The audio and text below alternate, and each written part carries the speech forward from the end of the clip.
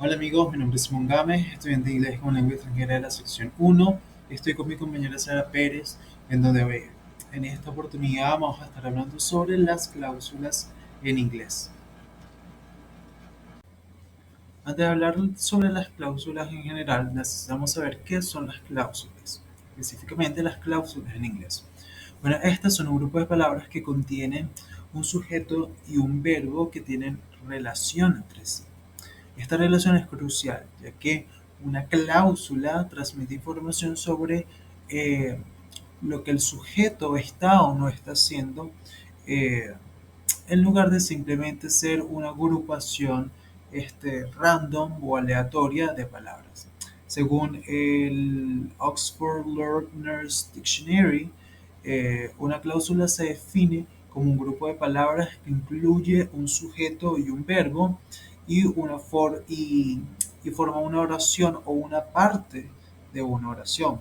Ahora, eh, una oración puede tener ya sea una sola cláusula o varias cláusulas. La única característica que define en concreto a una cláusula es que ésta debe tener un sujeto y debe tener un verbo relacionados. Las cláusulas desempeñan funciones en inglés, varias funciones, y por ello existen ciertas formas de estructurarlas y combinarlas entre sí. Ahora, acá en pantalla tenemos varios ejemplos sobre diferentes cláusulas. Entonces, en el primero es una cláusula independiente que vamos a estar hablando más adelante y dice: The sun is shining brightly. El segundo ejemplo es Because I was tired. Esta es una cláusula. I went to bed early. También tenemos otra cláusula: If it rains tomorrow. Y después We will stay inside. Y también tenemos The car that I bought last year broke down.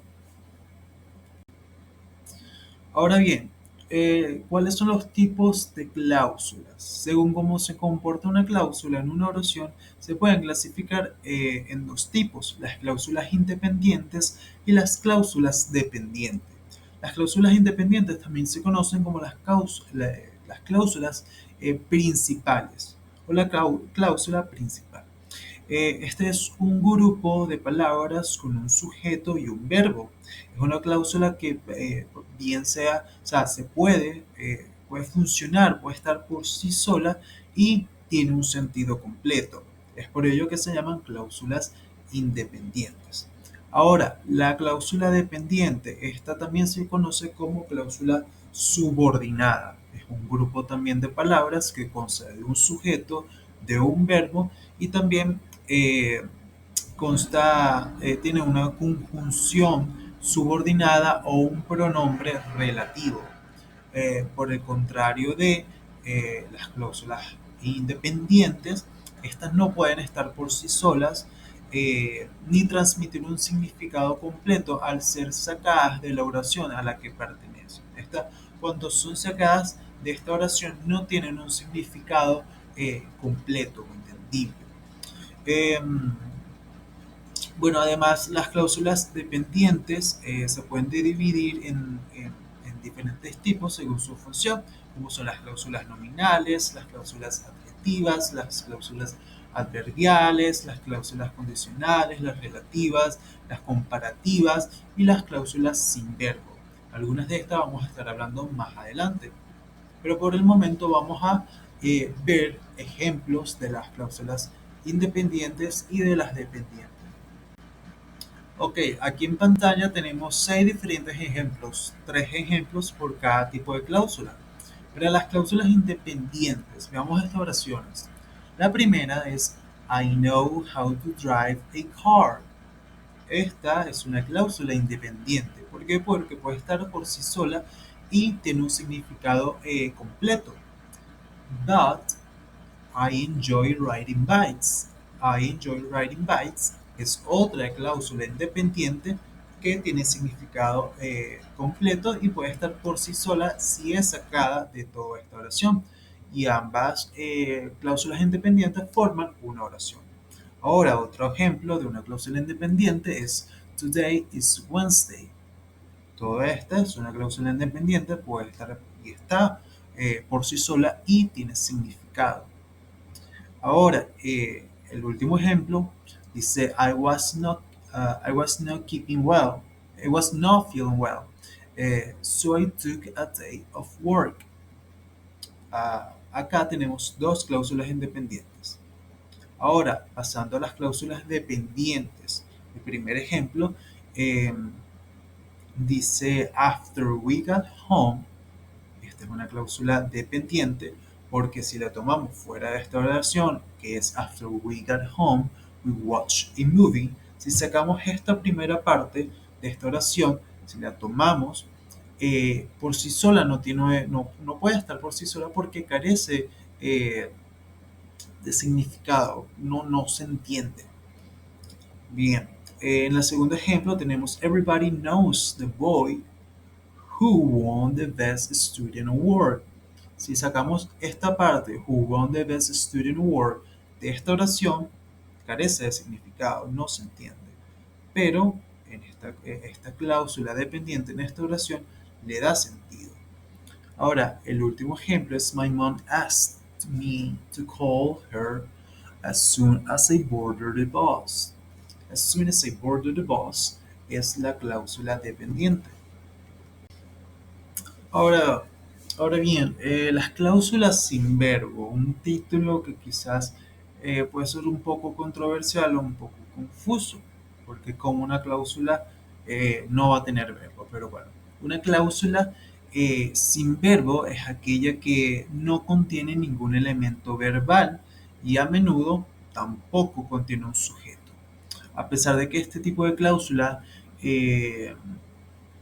subordinada puede no parecer una cláusula en sí, porque de nuevo carece de un verbo, esta se considera una cláusula porque trata de una pieza de información separada en relación con la cláusula principal. Es decir, las cláusulas sin verbos brindan información tangencial que informa, pero no modifica directamente la cláusula principal. Acá tenemos unos ejemplos. El primero es Good Morning. También tenemos Happy Birthday. También tenemos Task Complete, Submit Your Work. Y por último tenemos In the Interest of Brevity, I will keep this speech short. Acá vemos que estas cláusulas no tienen ese elemento verbal y que en algunas, bueno, tampoco tiene un sujeto, pero sí da cierta información. Las cláusulas con infinitivo o las cláusulas infinitivas son cláusulas subordinadas en las que el verbo se encuentra en infinitivo. En estos ejemplos podemos encontrar to find fault with others is easy, to wait for people who are never punctual makes me angry. Vemos entonces cómo en estos dos ejemplos, en estas dos cláusulas, podemos encontrar el verbo find y el verbo wait en infinitivo, colocándole el to. También tenemos las cláusulas de presente participio, en las cuales el verbo se utiliza en su forma de gerundio, es decir, con el ing al final. En estos ejemplos podemos ver The bomb exploded, destroying the building. Y en el segundo, Knowing she loved reading, Richard bought her a book. ¿Ok? Podemos ver que los verbos destroying están en su forma de presente participio, es decir, en gerundio. Y también knowing está también en el gerundio con el ing. Entonces podemos apreciar que estos dos ejemplos son cláusulas de presente participio. Las cláusulas de pasado participio son cláusulas en las cuales los verbos se encuentran en su forma de pasado participio, como en estos ejemplos. Worried by the news, she called the hospital. Finished with their homework, the students went outside to play. Vemos entonces como el verbo worried es el pasado participio del verbo worry y el verbo finished es el pasado participio del verbo finish, ¿ok? Entonces ya al haber esa distinción entre los verbos, podemos entonces aclarar que es una cláusula de pasado participio. Las cláusulas según su función. Tenemos la cláusula adjetival, que funciona para describir o dar información adicional sobre un sustantivo, pronombre o su equivalente. Tenemos un ejemplo: I went to the show that was very popular. Vemos que that was very popular es la cláusula adjetival, está proporcionando una información adicional del sustantivo. La cláusula adverbial funciona como un adverbio para indicar cuándo, por qué, cómo y dónde. Vemos este ejemplo: They will visit you before they go to the market. ¿Okay? Vemos que entonces before they go to the market es la cláusula adverbial porque está indicando el cuándo, es el tiempo en el cual ellos irán a visitar a la persona en cuestión. Y la nominal funciona como el sujeto del objeto en una oración principal. We understand you live here. You live here es esa parte nominal, esa cláusula nominal. La diagramación arbórea es una representación gráfica que se utiliza para descomponer una oración. Esta técnica se utiliza también para ilustrar, para expresar o ejemplificar cómo se relacionan y se organizan estas partes de una oración en cuestión, además de que permite su comprensión de la estructura y su funcionamiento. ¿Okay? Esta diagramación permite entender mejor la oración y su correlación dentro de la misma, dentro de los elementos de la misma. Vemos aquí un pequeño ejemplo de una diagramación arbórea de la oración de Woman hit the ball. ¿Okay? Vemos que hay varios elementos dentro de esta oración, varios elementos también que se correlacionan. Tenemos el sistema nominal, que este sabe tiene artículo y tiene sustantivo, y también está el sistema verbal, que tiene su verbo y tiene su sistema nominal dentro del verbal, colocando su artículo y su nombre.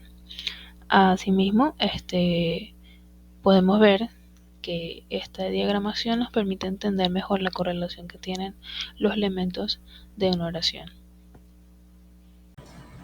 Y bueno, en esta oportunidad hemos aprendido un poco más sobre las cláusulas en inglés, qué es una cláusula, cuáles son sus tipos por función y un poco más, sobre todo con ejemplos para un mayor entendimiento. Esperamos que hayan aprendido un poco más sobre este tema y sobre la importancia y la relevancia de las cláusulas en la comunicación y en la escritura de la lengua inglesa. Muchísimas gracias y hasta la próxima.